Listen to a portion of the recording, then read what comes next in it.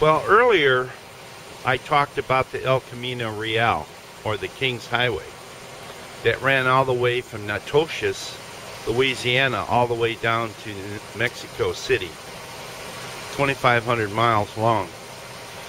Well, this road was established on trails that the Indians used for thousands of years. And there's still remnants left here to this day. So, this is called Lobano Swalls, proof of passage.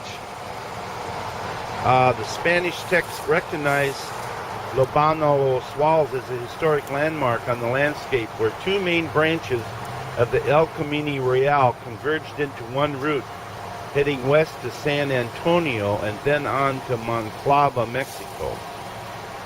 So I'm gonna just walk up here a little ways.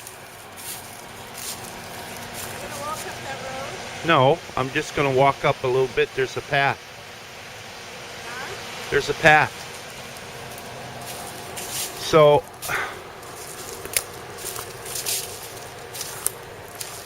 there's a path that way and a path up here, and then we have me taking a picture of a camera taking a picture of me.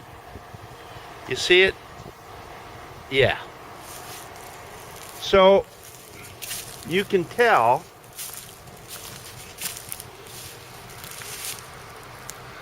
these ridges and trenches and supposedly is what's left of the Camino. Yeah, let her out. She'll come. And we'll see.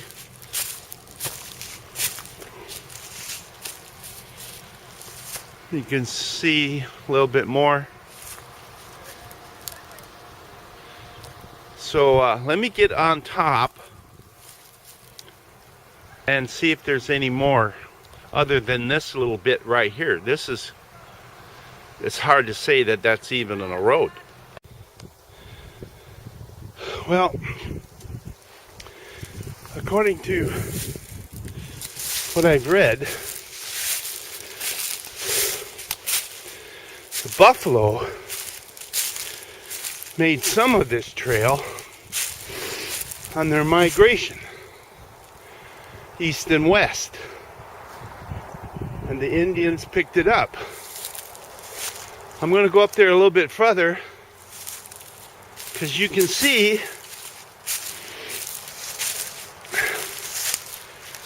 there's a trail there where we'll go back down. So our history books never even talk about this part of American history. And actually the Spaniards were here colonizing 100 years before the English ever set foot on American soil.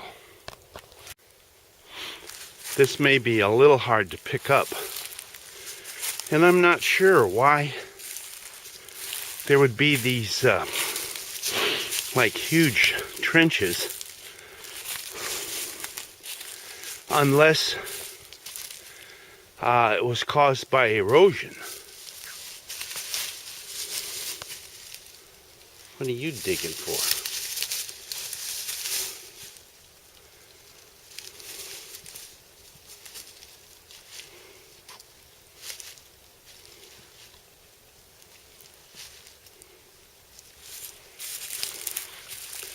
Anyway,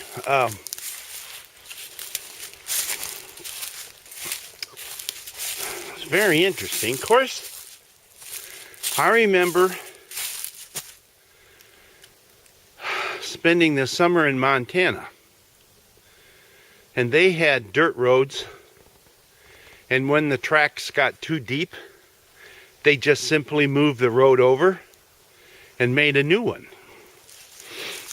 I mean, there wasn't any grading or anything. They were just running on top of the prairie with their trucks, and first it was horses and wagons, and then later cars and trucks.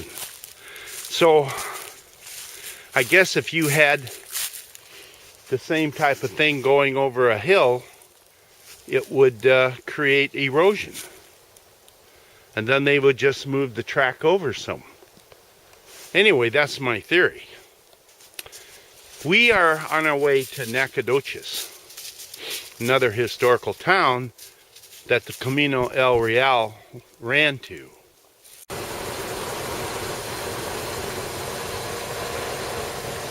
So this was the site of the home of Elisha Roberts. He was an influential citizen, important figure in the Fredonian Rebellion. His house was a hospitality haven to travelers. Well, so we are still on the Camino El Real. I'm telling you, this is a very historic route. About every 3 miles, there's a historical marker of some significance. And we've been stopping and reading each one.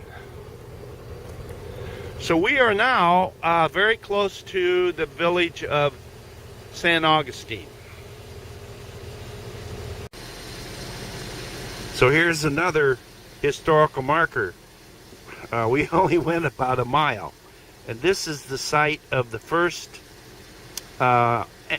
Anglo-American rebellion in East Texas. It's called the Battle of Fredonia, which a lot of people never even heard of.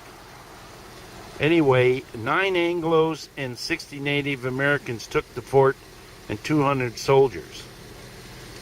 And this Edwards, who was the colonizer, he defied the expulsion order to Mexico.